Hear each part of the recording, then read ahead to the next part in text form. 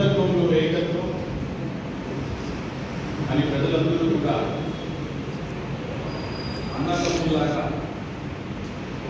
జీవిస్తున్నటువంటి తరుణంలో ఈ దేశానికి ఒక శనిలాగా ఒక దయ్యంలాగా పట్టి పిలుస్తున్నటువంటి భారతీయ జనతా పార్టీ ప్రభుత్వం కేవలం ఒక సామాజిక వర్గాన్ని మాత్రమే టార్గెట్ చేసుకుంటూ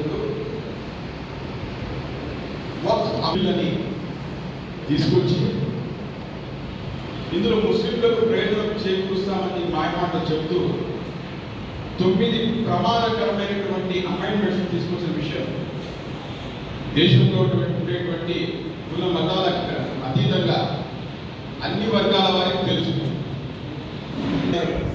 ఈ పార్టీలన్నీ కూడా ఇండియాకు సంబంధించిన పార్టీలన్నీ కూడా పార్లమెంట్లో దాదాపు రాత్రి 12 గంటల వరకు కూడా తమ వాడిని వక్ఫ్ బోర్డ్ అమెండ్మెంట్ బిల్లు వ్యతిరేకంగా వినిపించినా కూడా వారి మాటలు లెక్క చేయకుండా ఇంటెన్షనల్ గా భారతీయ జనతా పార్టీ ఈ వక్ఫ్ అమెండ్మెంట్ బిల్లుని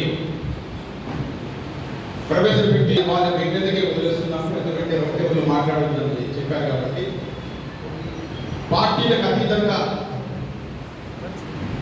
కుల మతాలకు అతీతంగా ఈరోజు ముస్లింలకు తోడుగా మేమందరం ఉంటామని చెప్పి ఇక్కడికి వచ్చినటువంటి సోదరులకు పెద్దలందరికీ కూడా నేను ధన్యవాదాలు తెలియజేస్తున్నాను.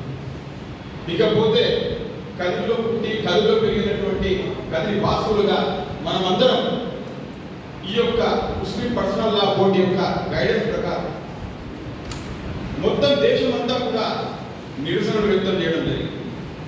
మన కదిరి ప్రాంతానికి చుట్టుపక్కల ఉండేటువంటి పెద్ద పెద్ద గౌన్లలో కూడా పల్లెల్లో కూడా దీనికి వ్యతిరేకంగా ర్యాలీలు చేయడం జరిగింది. ఇంతవరకు మన కదిరిలో అది యూనిటీ లేఖను ఒకరు చేస్తే ఇంకొకరు ఎదిగిపోతారని చెప్పి ఆ ఉద్దేశంలో తెలియదు. కానీ ఎంత ప్రయత్నించినట్టు కూడా మన కదిరిలో ఈ యొక్క నిరసన కార్యక్రమాన్ని చేయలేకపోతున్నాం. ఇప్పటికైనా పెద్దలు మౌలానా గారి ముందు చెప్పాలనుకున్నా మరి ఆయన లేచి వెళ్ళిపోయినారు. సబీల్లా మౌలానా గారిని ముందర పెట్టుకొని ఆయన ఆధ్వర్యంలో రాబోయే రోజుల్లో ఈరోజు ఒకవేళ ఇక్కడ ర్యాలీ రోజు పెట్టాలి అనేది ఈరోజు డిసైడ్ అయితే దాన్ని పోస్ట్ పోన్ చేయకుండా ప్రళయం వచ్చినా ఏం జరిగినా ఆపకుండా దయచేసి ర్యాలీని చేయాలని చెప్పి జేఏసీ కమిటీలో ఉన్నటువంటి సభ్యులందరూ కూడా నేను కోరుకుంటున్నాను. ఈ జేఏసీ కమిటీ ఏర్పాటైనప్పుడు మదర్సాలో జామియా మస్జిద్లో డిస్కషన్ జరిగినప్పుడు నేనున్నా.